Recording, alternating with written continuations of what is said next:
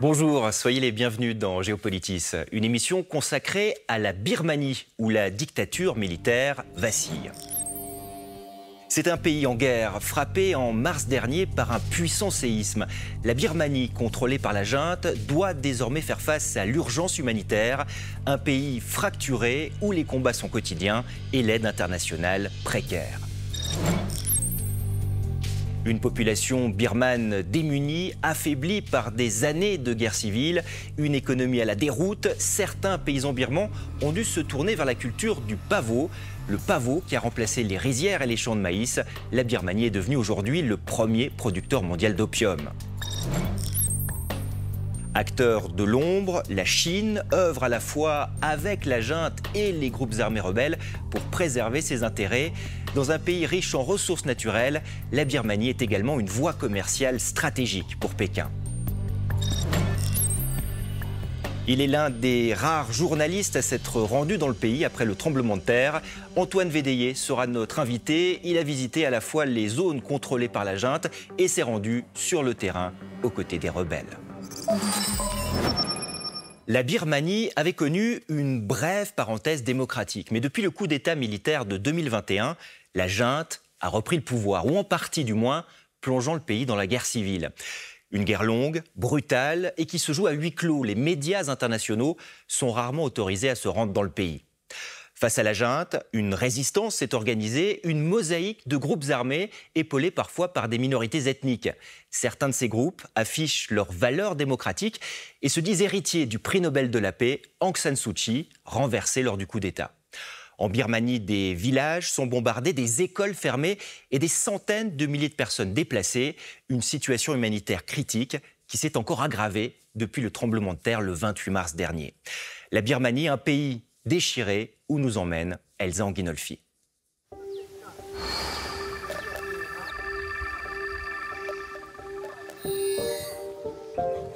Après le choc et le deuil, de nombreux rescapés n'ont pour vivre que des abris de fortune. Je m'inquiète beaucoup pour mon fils. On n'a plus rien. On n'a plus d'argent. Je n'aime plus vivre en Birmanie.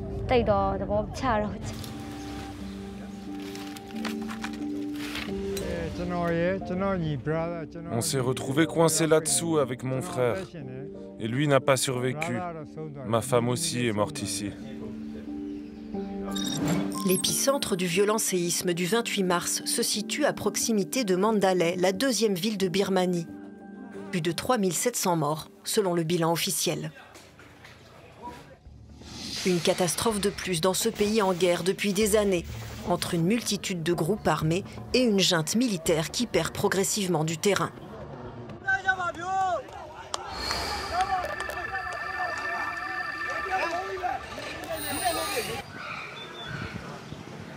Dans ce village, à une centaine de kilomètres de l'épicentre du séisme, une frappe de l'armée a tué 5 personnes. Les militaires ont annoncé un cessez-le-feu en raison du tremblement de terre. Et nous espérions vraiment qu'il n'y aurait plus de frappes aériennes. Mais ils ont déjà rompu ce cessez-le-feu. Tout le monde est terrifié. La Birmanie connaît des insurrections armées depuis de nombreuses années. Mais le conflit a pris une nouvelle dimension depuis le putsch de 2021. Le 1er février de cette année-là, l'armée renverse le gouvernement civil et arrête sa dirigeante de facto, la prix Nobel de la paix Aung San Suu Kyi, alors que son parti vient de remporter les élections. Afin d'enquêter sur la fraude électorale et de prendre les mesures qui s'imposent en vertu de la Constitution de 2008, les pouvoirs législatifs, exécutifs et judiciaires sont transférés au commandant en chef. Des centaines de milliers de Birmans sortent dans les rues pour réclamer la libération d'Aung San Suu Kyi et une Birmanie démocratique. Une mobilisation violemment réprimée. Des manifestants décident de se tourner vers la lutte armée et formeront au cours des mois des groupes de combat contre la junte. S'il n'y avait pas eu de coup d'État, j'aurais poursuivi un master en Australie et j'aurais occupé un poste de direction dans une organisation internationale. Ces milices se regroupent en grande partie sous la bannière des forces de défense du peuple.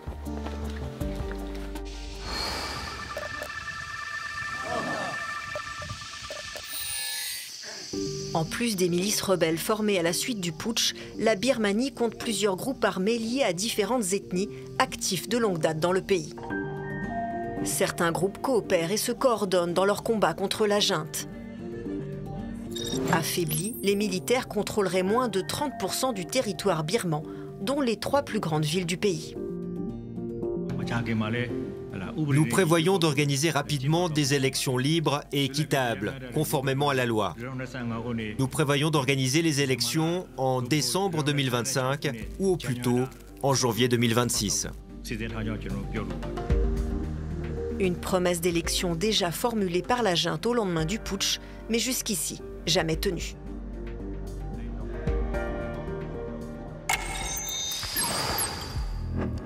Antoine Védéier, bonjour. Bonjour. Vous êtes journaliste, réalisateur. On vous retrouve à New Delhi, en Inde, de retour de Birmanie.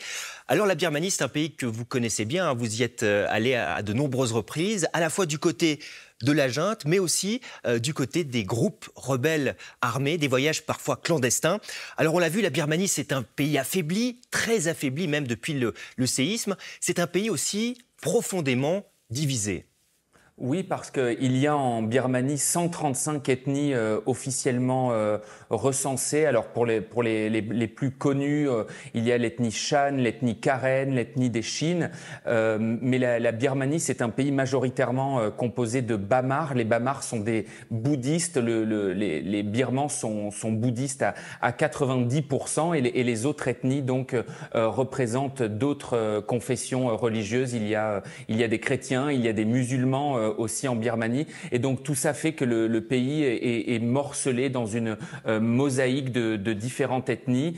Et le pays était morcelé avant la guerre civile. On n'a pas attendu la guerre civile et le coup d'État de 2021 pour que la Birmanie soit à ce point divisée. D'ailleurs, les Birmans ont l'habitude de dire qu'ils connaissent la plus ancienne guérilla ethnique au monde, parce que l'ethnie Karen mène depuis 1949, c'est-à-dire 1 an après l'indépendance de la Birmanie de la couronne britannique. Eh bien, les Karen mènent une guérilla ethnique, combattent dans leur jungle à la frontière thaïlandaise le pouvoir central depuis donc maintenant plus de 60 ans.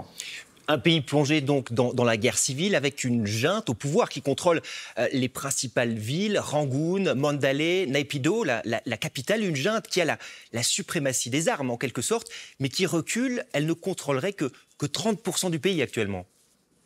Oui, alors ce sont les chiffres qui nous sont donnés par le NUG, qui est donc le gouvernement d'unité nationale qui s'est constitué à la suite du coup d'État. C'est un gouvernement de l'ombre, en exil, formé par les proches d'Aung San Suu Kyi. Ce sont eux qui mènent aujourd'hui la résistance contre la junte au pouvoir. Et effectivement, ils disent que la junte ne contrôle plus que 30% du territoire birman. Mais vous l'avez dit, il faut remettre ça dans un contexte bien précis. La junte contrôle toujours les grands centres administratifs, les grandes villes, les grands axes routiers. Et donc, certes, elle n'a plus le contrôle total du territoire birman, mais à l'heure actuelle, la résistance ne contrôle aucune grande ville. Alors, le séisme a frappé des zones contrôlées, notamment par la junte. Est-ce que le tremblement de terre a affaibli le pouvoir en Birmanie ? Oui, clairement, et d'ailleurs, c'est assez symptomatique, et les Birmans qui sont très pieux voient dans ce tremblement de terre une sorte de punition divine, parce que le tremblement de terre, il a frappé quasi uniquement les zones contrôlées par le régime. Il a frappé les plaines centrales de Mandalay, donc dans le centre nord du pays, jusqu'à Naypyidaw, la capitale, et les zones périphériques qui sont les zones tenues par les rebelles et les groupes armés. Ces zones-là ont été largement épargnées. Et donc, oui, forcément, la junte est affaiblie. Mais pour autant, elle continue le combat et la guerre contre les groupes armés. D'ailleurs, on l'a vu quelques heures seulement après le tremblement de terre, la junte a mené des frappes sur des territoires affectés par le séisme et contrôlés par des groupes rebelles. Donc elle est affaiblie, oui, mais elle continue à mener le combat contre les groupes armés. Antoine Védéier, vous avez évoqué cette mosaïque de groupes armés. Aujourd'hui, en Birmanie, qu'est-ce qui reste de la démocratie ? J'ai envie de dire pas grand-chose pour ne pas dire rien du tout. C'est-à-dire qu'en fait, aujourd'hui, le pouvoir, il appartient aux militaires, à l'armée. Hein. C'est un général, le général Min Aung Hlaing, qui est à la tête de l'État. L'opposition n'existe plus. Les principaux leaders de l'opposition, je pense évidemment pour la plus célèbre d'entre elles, à Aung San Suu Kyi, prix Nobel de la paix, qui était la chef du gouvernement pendant la transition démocratique entre 2011 et 2021. Eh bien, elle a été renversée, elle a été envoyée en prison. Ses plus fidèles lieutenants sont eux aussi soit en prison, soit en exil. Il n'y a plus aujourd'hui en Birmanie de liberté d'expression, il n'y a plus de liberté de la presse, Internet est contrôlé, il faut des VPN, des logiciels pour contourner la censure, pour se rendre sur les réseaux sociaux, pour utiliser par exemple WhatsApp, qui est une application qu'on utilise tous les jours en Europe. Eh bien, en Birmanie, WhatsApp n'est pas accessible. Et donc, il n'y a plus de liberté aujourd'hui en Birmanie. Alors, la junte a promis depuis de longs mois d'organiser des élections pour justifier un petit peu son pouvoir. Mais même si ces élections devaient avoir lieu, elles se feraient sans opposition. Donc, même si ces élections ont lieu, ce sera pour une mascarade de démocratie. Des élections à maintes fois repoussées déjà. La Birmanie plongée dans une guerre civile, une crise humanitaire également. On va en parler avec vous tout à l'heure, Antoine Védéier. En Birmanie, les conditions de vie sont précaires et parfois la survie passe par la culture du pavot. L'opium est devenu pour certains paysans birmans la seule culture suffisamment rentable, plaçant le pays au centre du trafic mondial de drogue. Mélanie Ohayon.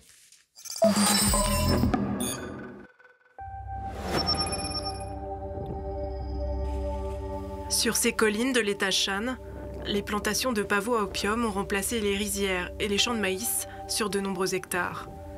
Depuis le coup d'État de 2021, c'est l'une des seules cultures rentables.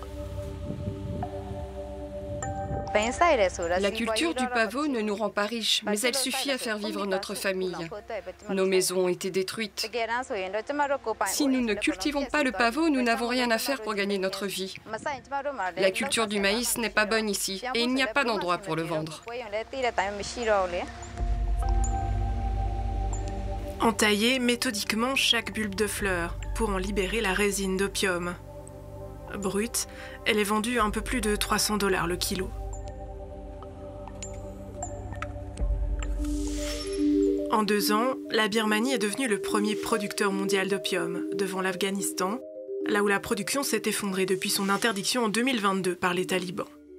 Les cultures se concentrent dans le nord-est du pays, et principalement dans l'État Shan, où elles représentent 88% de la production nationale. Une petite partie de l'opium brut est destinée au marché intérieur. L'essentiel est exporté dans les pays voisins, Chine, Inde, Thaïlande, Laos, Bangladesh, comme pays de destination ou de transit vers le reste du monde. Une partie de cet opium est directement transformée, notamment en héroïne, une drogue qui suit en partie les mêmes voies d'acheminement. Le marché des opiacés en Birmanie rapporterait jusqu'à 1,5 milliard de dollars par an, soit plus de 2% du PIB du pays. Un marché qui alimente les réseaux criminels dans le Triangle d'Or, cette zone à cheval entre la Birmanie, la Thaïlande et le Laos, est considérée comme la plaque tournante du trafic de drogue en Asie du Sud-Est.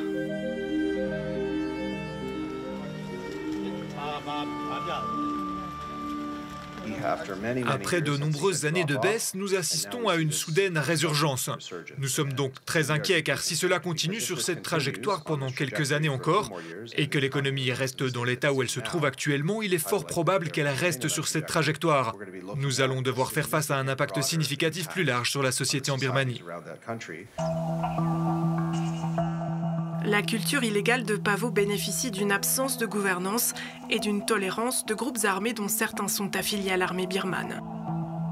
La junte au pouvoir met en scène chaque année la destruction des stocks de drogue saisis.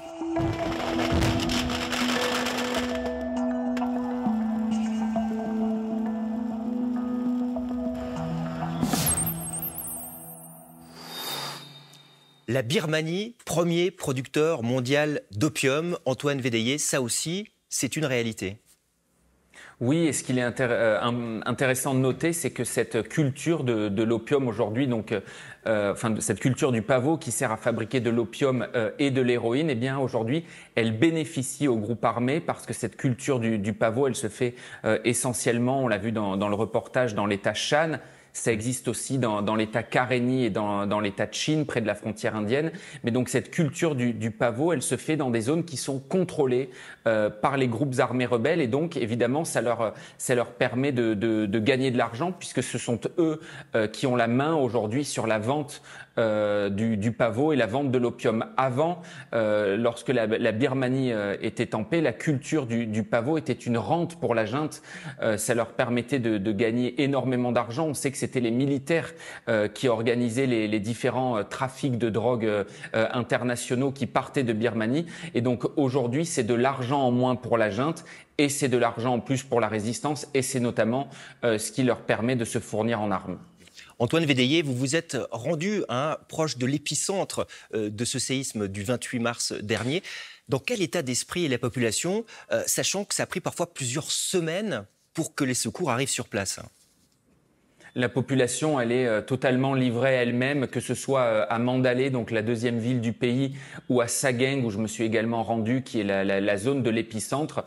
Certains habitants que j'ai rencontrés me disaient 15 jours après le séisme, ne toujours pas avoir reçu d'aide. Le général Min Aung Hlaing, le chef de la junte, a fait appel à l'aide internationale. Donc l'aide internationale est arrivée en Birmanie, mais elle a soit été détournée par les militaires au pouvoir, soit tout simplement pas acheminée, notamment dans la région de Sagaing, donc, qui est l'épicentre. La région de Sagaing, c'est une agglomération de 300 000 habitants qui est aujourd'hui tenue par le régime, mais tout autour, la région est contrôlée par les groupes armés et donc la junte voit d'un mauvais œil, évidemment, l'acheminement d'aide humanitaire, de nourriture, de médicaments dans cette zone parce qu'elle a peur que ça tombe aux mains de la résistance et donc dans les zones qui ont été les plus touchées par le séisme, l'aide met énormément de temps à arriver lorsqu'elle arrive. Alors une aide qu'on a vue notamment au milieu des décombres, des secouristes russes, chinois, la Chine qui joue parfois un rôle ambigu, des enjeux économiques et stratégiques lient la Chine et la Birmanie et Pékin entend bien veiller à ses intérêts. Nathalie Boujard.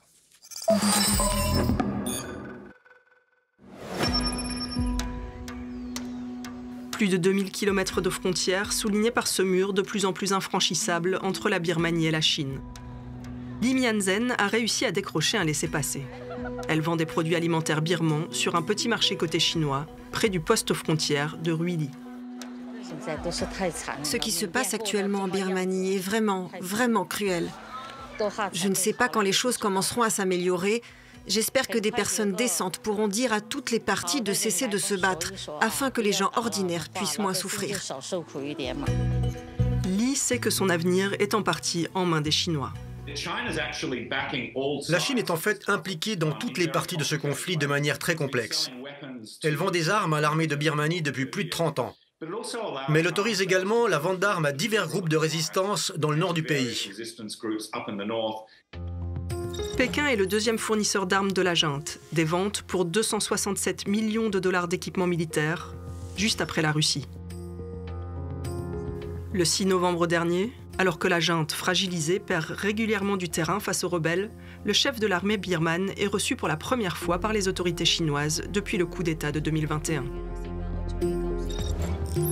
C'est que la Birmanie est un point de passage crucial pour Pékin, dont l'objectif est de diminuer sa dépendance au détroit de Malacca, couloir stratégique pour le commerce maritime mondial et les hydrocarbures, en gagnant un accès direct à l'océan Indien. Le corridor économique Chine-Birmanie prévoit de relier Kunming, la capitale de la province du Yunnan, au port en eau profonde de Kyaukphyu, également point de départ d'oléo et gazoduc indispensable à la sécurité d'approvisionnement énergétique de la Chine.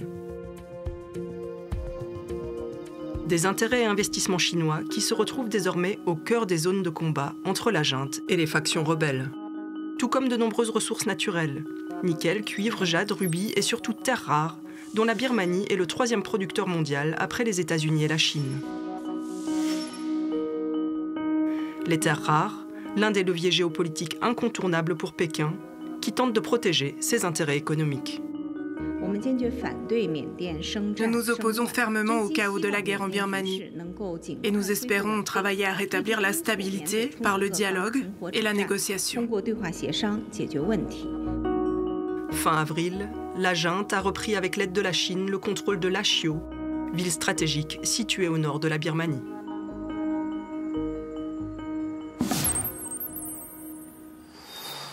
Antoine Védéier, à quoi joue la Chine en Birmanie ?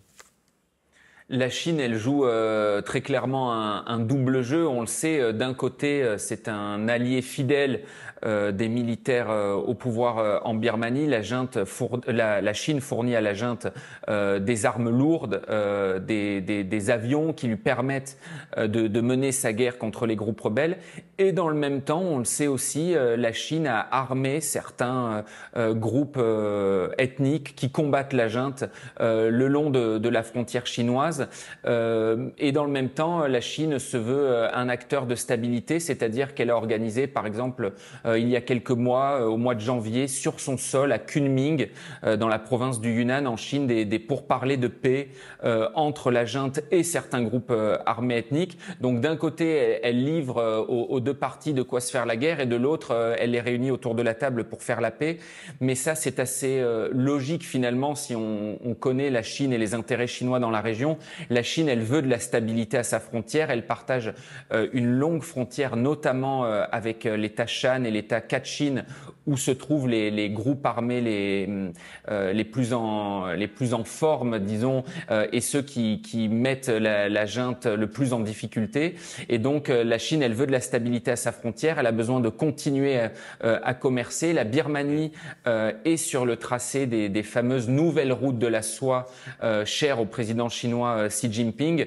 Et donc, la Chine a besoin d'un régime stable et d'un régime en place qui lui est favorable pour continuer ses affaires dans la région. La Chine, vous le dites, peut être acteur de stabilité en Birmanie. Est-ce que d'autres puissances, l'Inde par exemple, a un rôle à jouer ? Oui, effectivement, la Birmanie d'ailleurs, elle est coincée entre deux géants, la Chine d'un côté et l'Inde de l'autre. Et l'Inde, on le sait aussi, l'Inde n'a pas officiellement condamné le coup d'État. Le Premier ministre indien Narendra Modi converse régulièrement avec le général Min Aung Hlaing. L'Inde s'est portée immédiatement au chevet de la Birmanie juste après le séisme. L'Inde fournit des armes à la junte, et l'Inde, elle aussi, mais exactement en fait comme la Chine, veut de la stabilité à sa frontière. Et juste après le coup d'État, il y a beaucoup de Birmans, parce que la frontière entre l'Inde et la Birmanie est particulièrement poreuse. Beaucoup de Birmans se sont réfugiés en Inde. Des camps de réfugiés ont commencé, avec plusieurs milliers de personnes, à émerger en Inde. Et ça, l'Inde n'en veut pas. Et donc, elle aussi a besoin de stabilité et a tout intérêt à ce que la junte se maintienne au pouvoir. Antoine Védéier, la Birmanie a connu une parenthèse de démocratie entre 2011 et 2021. Est-ce que la Birmanie, un jour, retrouvera ce chemin de la démocratie, vous pensez ? En tout cas, je l'espère pour la Birmanie et pour les Birmans, mais c'est très difficile de se projeter. Aujourd'hui, on ne voit absolument pas d'issue à la paix. Il y a eu, par exemple, juste après le séisme, les groupes armés rebelles et la junte, chacun de leur côté, ont annoncé un cessez-le-feu. Le cessez-le-feu a volé en éclats quelques minutes seulement après qu'il a été annoncé.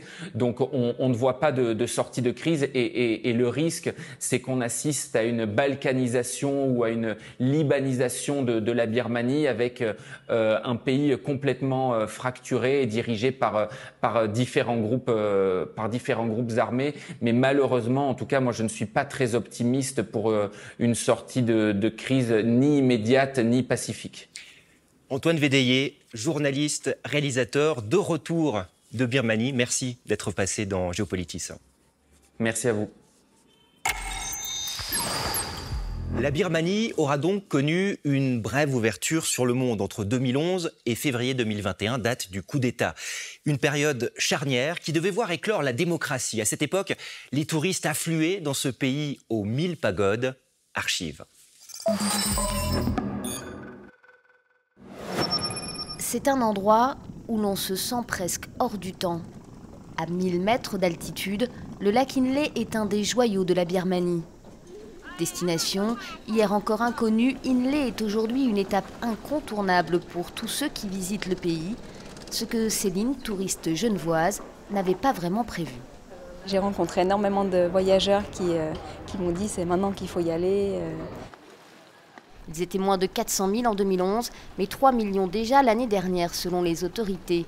À Inle, les choses bougent ainsi très vite, car l'hébergement reste un point noir du secteur dans le pays. Près du lac, cet hôtel est l'un des mieux référencés de la région. C'est une destination maintenant qui s'ouvre en Asie. Je veux dire, tous les gens qui font du tourisme sur le marché asiatique ne peuvent pas louper la Birmanie. Ce Valaisan s'est installé ici il y a 15 ans, un peu par hasard. Ils n'étaient pas nombreux à l'époque à miser sur ce pays. Les Birmans et les expatriés ont longtemps été son unique clientèle. Son établissement est désormais un rendez-vous très prisé par les agences de voyage. Mais pour lui, nous sommes encore loin ici du tourisme de masse. C'est pas non plus la Thaïlande ou le Cambodge. Il y a toujours assez peu de touristes en Birmanie. Ça reste un pays très agréable à visiter. Mais le potentiel est bel et bien là. Un potentiel que les autorités birmanes n'ignorent d'ailleurs pas. Elles prévoient d'accueillir entre 7 et 10 millions de visiteurs en 2020. C'est la fin de Géopolitis, un magazine de la radio-télévision suisse et de TV5 Monde. Vous rappelez encore que toutes nos émissions sont à retrouver sur notre chaîne YouTube. Allez y jeter un coup d'œil, tout ça est soigneusement tenu à jour par les équipes de Géopolitis. Je vous souhaite une très belle semaine, à bientôt.